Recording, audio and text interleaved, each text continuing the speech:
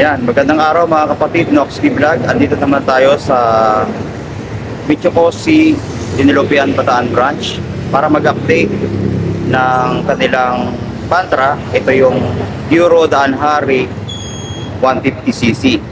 Itong nasa likod natin. Ayan. Kulay black siya. At yan na rin po yung latest na decals ng kanilang mga motor. So, iikutan natin. Titignan natin yung itsura nito and then yung mga specs. At update ko na rin kayo mga kapatid sa kanyang price in installment.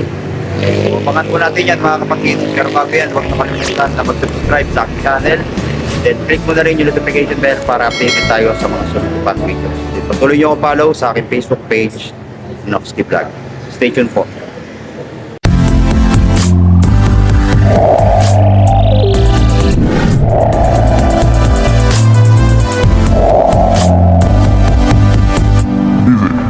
Noxky Vlog.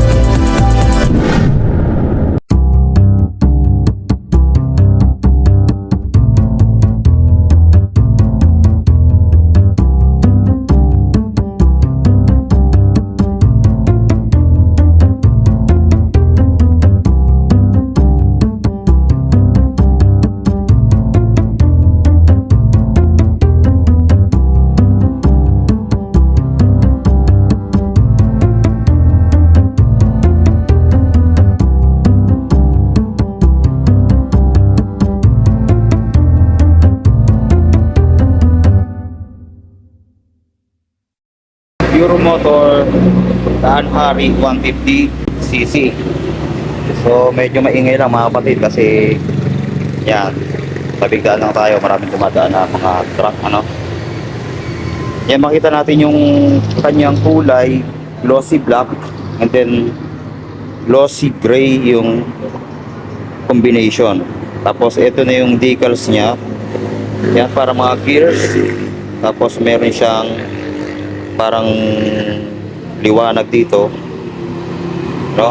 Tapos yan, pakita mo naman dito sa baba yung mga maraming mga gears na design. Tapos Euro Motor, makita natin dito hanggang dito sa may head niya. Ayan, meron ditong design or yung decals niya, no, ng mga gears. Then sa harap, ayan, meron siyang head cowling. Then meron din siyang mini windscreen. Ayan. Tapos may Euro dito. Then sa headlight, naka halogen bulb yan. So ngayon, pwede natin siyang buksan para makita natin. Yan. Tapos yan. Yan yung kanyang park light, no? Makita natin na halogen bulb. Pati yung signal light. Tapos naka rectangle shape. Yan yung kanyang headlight. Tapos sa kanyang shock, ito, meron siyang cover, no? Ito yung maganda dito dahil hindi matudumihan yung shock natin. Then kulay silver dito. Ayan yung kanyang telescopic fork. Pagdating naman sa kanyang hub, ito, very eye-catching mga kapatid dahil kulay black dito, then parang stainless. Oh, pero hindi po stainless to dahil chrome finish po yan. Yan yung kanyang spokes wheel. Tapos sa fender, yan, glossy black din siya mga kapatid. Tapos hindi po siya stainless, no? Yung stainless po nila yung sa 125.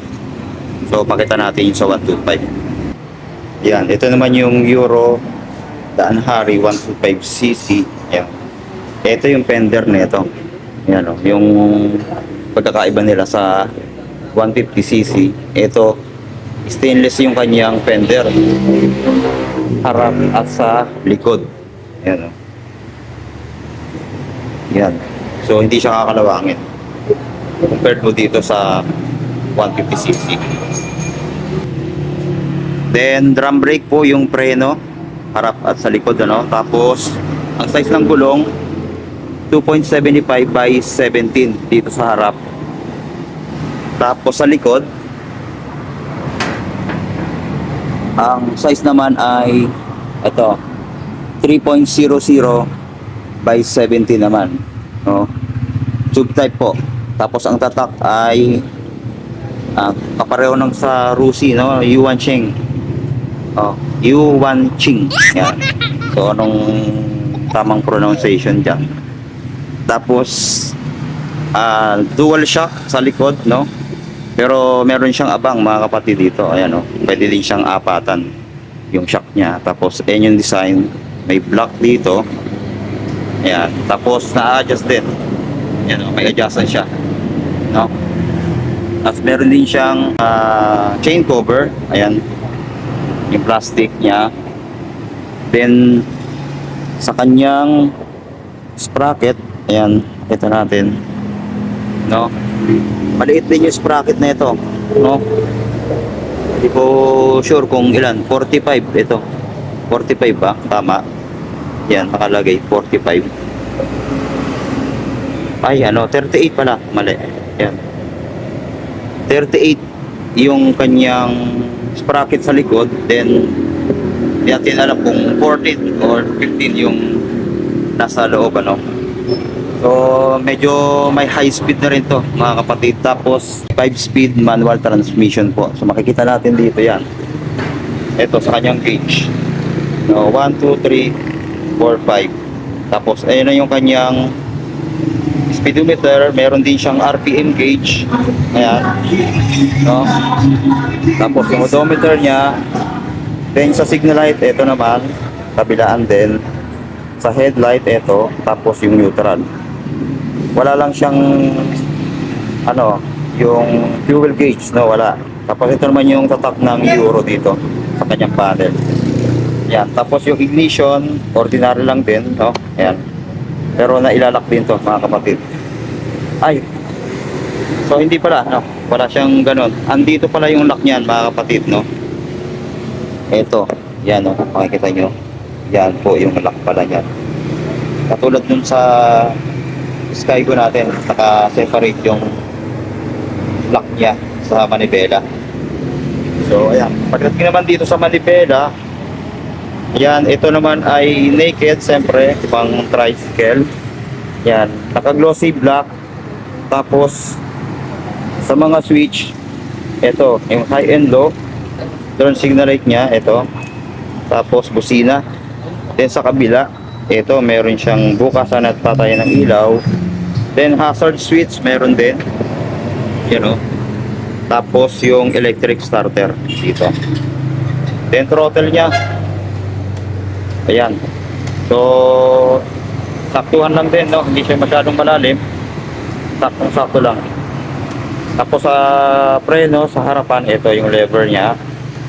Then sa clutch, so tingnan natin kung malambot or matigas, kasi kadalasan sa mga ganito, matigas eh. Ayan. Pero ito, mga kapatid, malambot din, no? Ayan. Dalawang daliri. Ayan, mapipiga na natin. So, hindi siya masakit sa kamay. So, dito naman tayo sa tank. Ito, glossy black. Then, ito yung top niya. May plastic pa yan, kaya ganito yung kulay, ano? Yan. So, sususian mo para bubuksan. Tapos sa upuan, so same pa rin sa mga Pantra, katulad ng sa Rusi. So, ganun din, mga kapatid, no? Yan. Saktuhan lang yung tigas at lambot niya, no? Tapos sa carrier naman ito, glossy black din, pinagay na sa body. Tapos kagandahan dito, meron siyang signal light guard or yung signal light protector niya para hindi mabali yung signal light sa likod. Ayan, kasi kadalasan na tatamaan to. Ayan yung kagandahan, meron siyang ganitong features, ano? Ayan.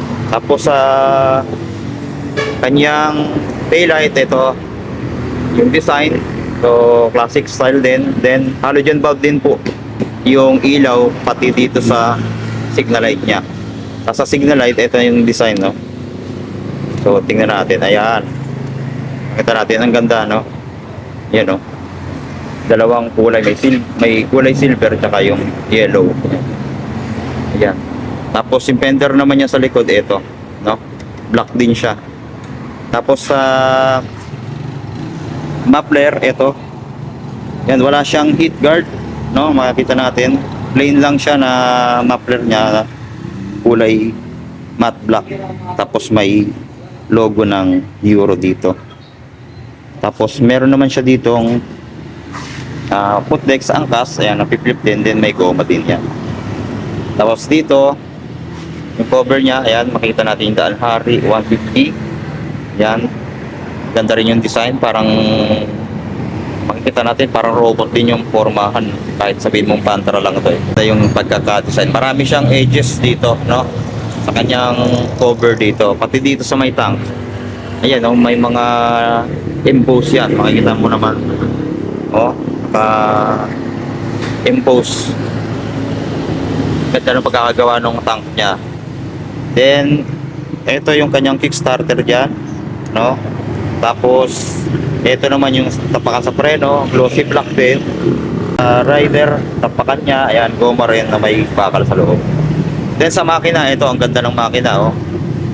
Yan, kulay silver, pati yung kanyang carburetor. Yan, hanggang dito, pati yung starter niya. Pagdating sa ilalim, ito kulay black. Yan, glossy black siya. Tapos Euro motor dito, natatak. Tapos meron pa siyang tinginan ng langis, ano? Ayan. Makikita natin yung high and low niya. Kung konti na ba yung laman or paliti na, no? Makikita natin yung kulay diyan, kung okay pa or hindi na. So ayan yung kagandahan dito. So ayan.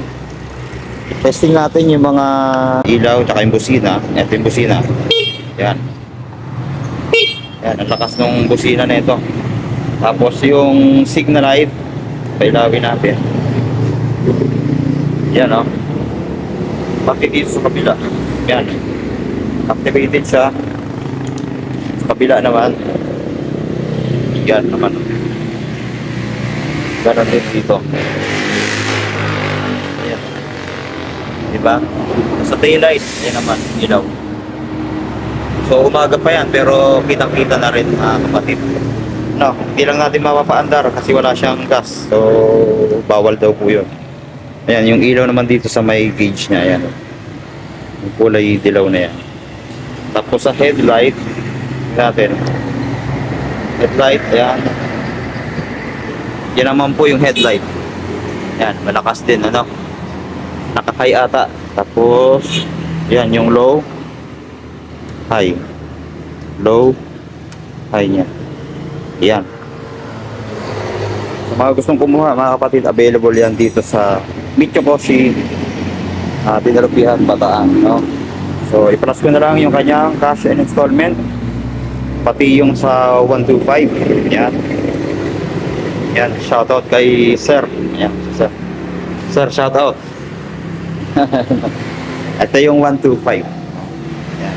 Ito yung 125cc. Halos same naman sila ng function dahil ano rin to, no? 5-speed manual transmission din.